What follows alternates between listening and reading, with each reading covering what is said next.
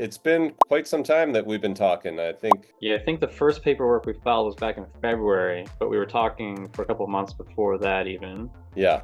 So Uh, let's just kind of review what transpired in hopes that in the future, if someone's reviewing this and they want to know what to expect, what possible challenges they can expect. I know we did have some road bumps that we had to hop over. sure. What were some of the unique challenges in your case that having a team like us professionals were helpful for you? Well, this was all very sudden for me. My father passed away, I guess, so I wasn't expecting that to happen so soon, and we were taken off guard, and there was no will or anything like that. So everything was pretty much up in the air, and I had to figure it out on the go. And it was good to have some professionals in my arena. My attorney has been very good, and my realtor Erik has been very good. And just knowing that you both had further contacts that could help me with other things was nice to know. Yeah, I mean, it was a lot for me. I like again, and then dealing with my sibling has been very difficult and upsetting as well. So I just felt I was stressed out, I guess, because I had a lot on my mind to handle.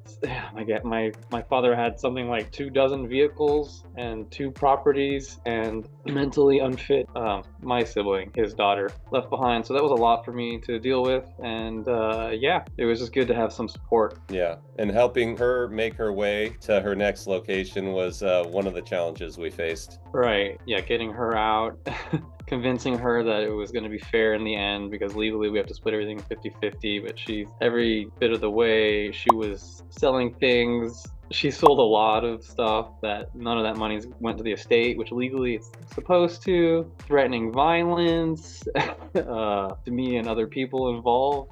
She made a big stink about mold at the house she was moving into. There was some mildew on the wall. It was like not a big deal, but like just every little thing she did to drag it down, she could. So it was not an easy process, but yeah, we got through it. And Erik was kind of like, there was a nice car that was at the house that I was worried she was going to mess up. She did, in fact, destroy a couple other vehicles. She threw a brick through my windshield and back windshield of a car that I had in the backyard. And there was a nice sports car in the garage that I was concerned about. And Erik was kind enough to offer me to bring the vehicle.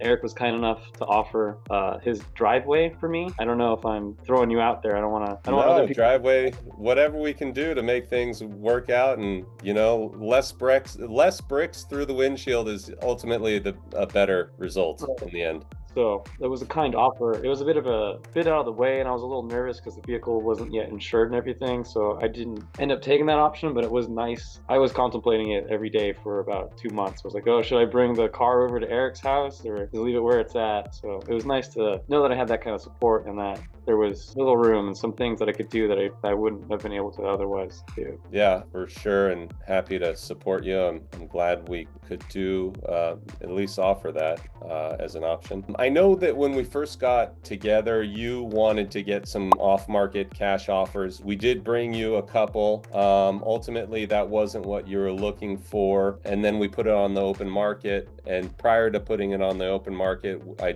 did a walkthrough with you and said, hey, this is what we should focus on. This is an area that we should not focus on. So ultimately, can you walk us through what that process was like? And I think probably some of the decisions that we made not to do the work were the ones that probably saved you a lot of time, energy, and effort. Right. Considering how much there was that needed to be done with the house, and this being a probate sale, so technically it was supposed to be sold as is, I felt my hands were kind of tied with what I could do and what I should do with prepping the property for sale to get the most out of it as I could. And Erik came through with me, and we went item by item through the house, little things that I could do that would make a bigger difference. So like staining the front door on the side had some wood that was visible from the street, and where I should put some caulking, and what to do with which walls needed to be painted and which ones could be left behind. And there were other things that I was concerned about. There was like, no, we don't need to focus on that. Focus on those other couple things instead. So he saved me a lot of work as far as what I thought I would needed to do to get the house ready for sale. So we only did what we needed to make it like curb appeal was our focus, and then just fixing a couple other things inside so that it looked good walking through, but not focusing on minute detail or things that didn't need to be done. Right. Yeah, exactly. And once we did get it on the market, how what was your thoughts on in how the property was presented, and then how quickly things progressed once we did get it on the market? Right. So coming on the market with Erik was good. I had my own idea of how to negotiate sales and the price and everything because I have my own thing, my own business where I do that a bit, but I've never sold a house before. So I was happy that I came to the conclusion that I should just trust the guy who does this for a living to do what he does. And we got the house sold very quickly coming on the market. It was inside of a week. Yeah, I just looked. It was 5 days. Right. So within 5 days, we got an offer that was in my range that I was willing to accept, and also a family, which was important to me, that it was going to the right kind of buyer, not just not like company or someone looking to invest, but I was really happy with the people that we found to buy it as well. Right. So before coming on the market, we were able to shop it around a little bit, and some offers were made, but none of that quite came out to the price range that I was hoping for. Actually, I had an appraised amount that I needed to get for the estate sale, since it was a probate. The court set a price that I needed to meet to sell the house. So we needed to go on the market, and we used Erik's strategy to do that. And we sold the house within 5 days. Yeah,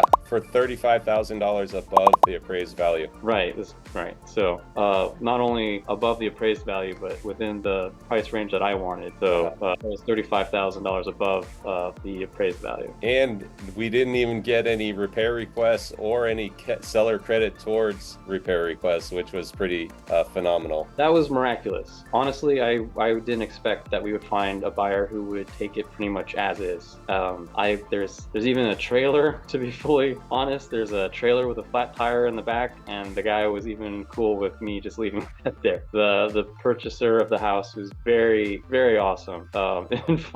In as much as not asking for anything to be fixed, and just we needed to do a couple of things. We needed to stucco the outside of the house, and that was about it as far as closing for escrow and the insurance. Right. Cool. Well, thank you for your time. I super appreciate you. And for someone else going through probate process and needing to sell the property, what would you tell them about working with me? So in working through this difficult probate sale, this house with Erik, you shouldn't feel stifled. You should ask for help. If there's anything you need and you're wondering about it, just ask, because it's better to have a professional's opinion than to be thinking about it and overthinking about it and going over it over and over. And like, this is a difficult time. So just ask for help and we'll find a way. And talking it out with someone else will help you. And a guy that will understand where you're at, both emotionally and what physically needs to be done. And he'll give you the space if you ask for it. I needed to. There were times where I was like, sorry, man, I'm having a difficult week. Can we do this later? There were times where like I know that we're coming down the line and this has to be done. And obviously a realtor wants to do everything fast. That's the whole, he wants to get it done. But it's a difficult time, and if you need some space, then just ask for it, and they'll work with you, and it's really helpful. Well, thank you, Philip. It's been a pleasure working with you, and I hope to pursue our friendship outside of business as well. Right on. I need to take you in a ride in that car. That's what I was just getting towards. Awesome, Philip. Thank you so much. Appreciate you. Thank you, Erik. And congratulations. No, appreciate it. It's with your help. It's great. It's great. All right. Cheers. Have a good one. Peace. Peace.